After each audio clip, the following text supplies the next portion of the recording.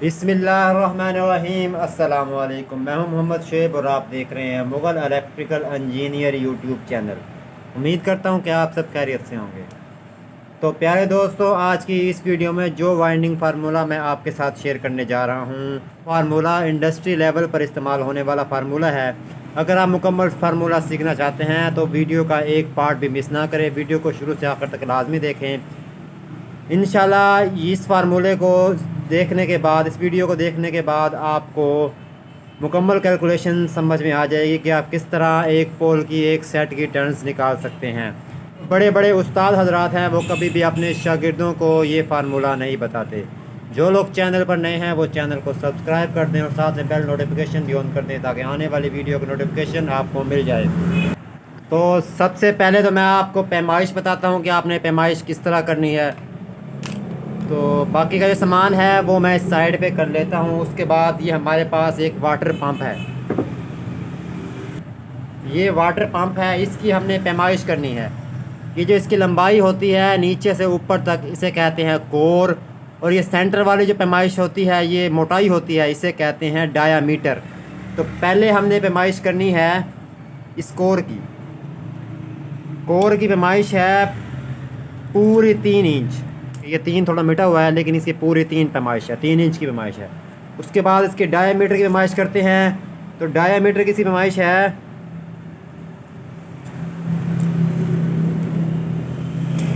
2.3 inch. इसकी पैमाइश है 2.3 inch. Diameter की तो पैमाइश 2.3 इंच है। और जो लेंथ है, कोर है, उसकी पैमाइश हमारी है 3 इंच।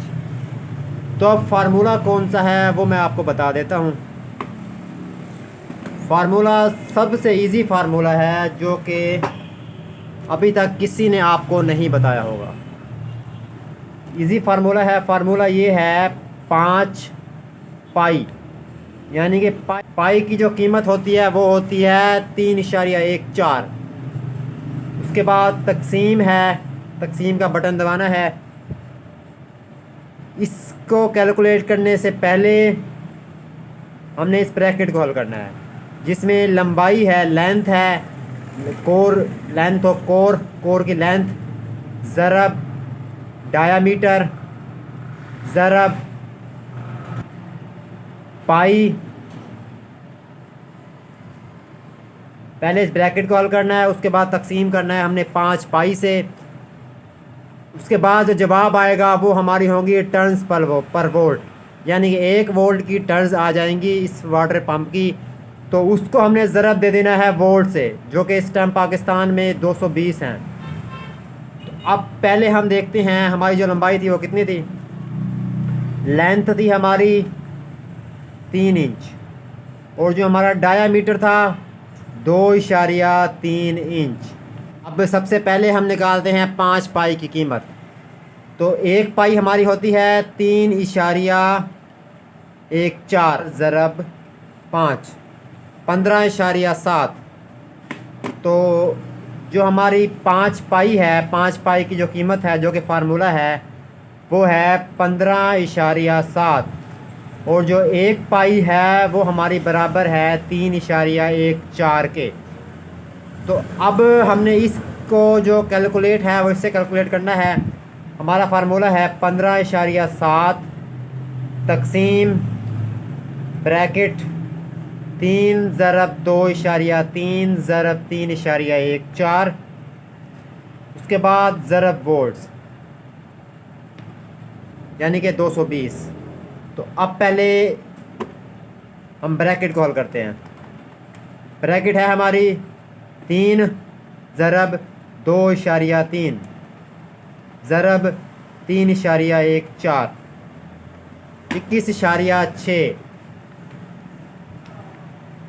आगे मिकदारें हैं 6 तो हम 21.7 लिख लेते हैं, या 21.6 भी लिख सकते हैं, टर्म्स में फ़र्क नहीं पड़ेगा। 21.7 ये आगे ब्रैकेट तकसीम 15.7 ज़रब 220। 15.7 तकसीम 21.7। 0.72 0.72 ये हमारी इन दो मिकदारों की कीमत है, जिसे हम कहेंगे टर्न्स पर वोल्ट, यानी कि 1 वोल्ट की टर्न्स।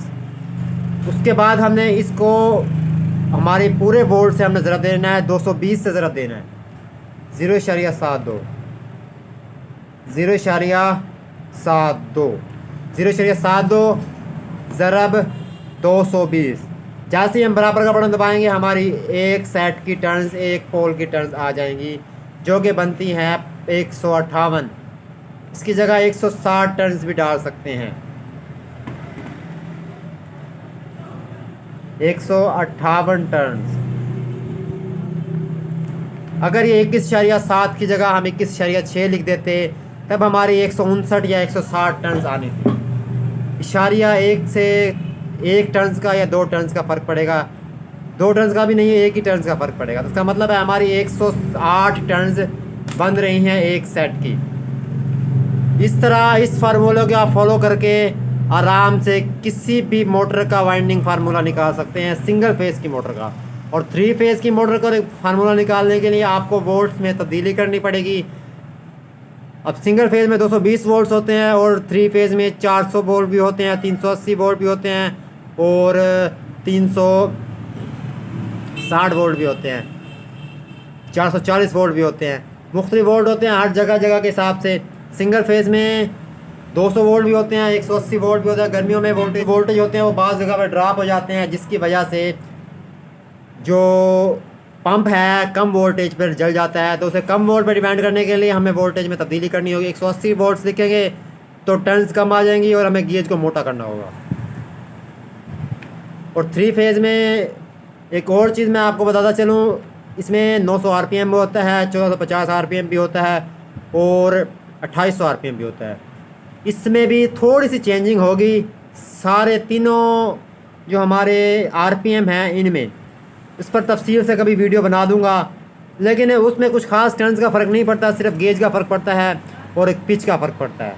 तरह की मज़ीद अच्छी वीडियोस देने के लिए मेरे YouTube चैनल को सब्सक्राइब कर दें और साथ में बेल नोटिफिकेशन भी ऑन कर दें ताकि आने वाली वीडियो का नोटिफिकेशन आपको मिल जाए। इसके अलावा अगर आपका इलेक्ट्रिक स्टोर है और आप SWG वायर, वाइंडिंग वाली वायर, एनेमल्ड वायर सेल करते हैं, तो अगर आपके पास कोई बड़ी मोटर का वायर लेने आया है, बड़ी मोटर में 3 या 3 से ज़्यादा वायर्स डलती हैं, तो आपके पास मिसाल के तौर पर मुख्तलिफ नंबर्स की आ जाती हैं 218 1 19, 218 2 20, 2 19 1 18। तो आपके पास 19 नंबर की अगर 2 तारें हैं और 20 नंबर की 1 तार है या 18 नंबर की 1 तार है, तो 1 तार का तो आप वेट निकाल सकते हैं, 1 तार तो आप सिंगल चला सकते हैं।